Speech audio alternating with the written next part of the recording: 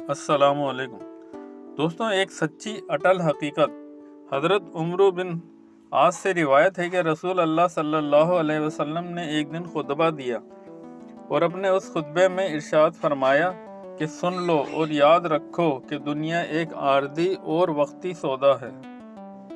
جو فی الوقت حاضر اور نقد ہے، اور اس کی کوئی قدر و قیمت نہیں ہے، اس لیے اس میں ہر نیک و بد کا حصہ ہے اور سب اس سے کھاتے ہیں، اور یقین کرو کہ آخرت مقرر وقت پر آنے والی ایک سچی اٹل حقیقت ہے، اور سب کچھ قدرت رکھنے والا شہنشاہ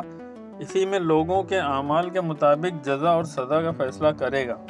یاد رکھو کہ ساری خیر اور خوشگواری اور اس کی تمام قسمیں جنت میں ہیں، اور سارا شر اور دکھ اس کی تمام قسمیں دوزخ میں ہیں۔ بس خبردار خبردار، جو کچھ کرو اللہ سے ڈرتے ہوئے کرو، اور ہر عمل کے وقت آخرت کے انجام کو پیش نظر رکھو، اور یقین کرو کہ تم اپنے اپنے اعمال کے ساتھ اللہ کے حضور میں پیش کیے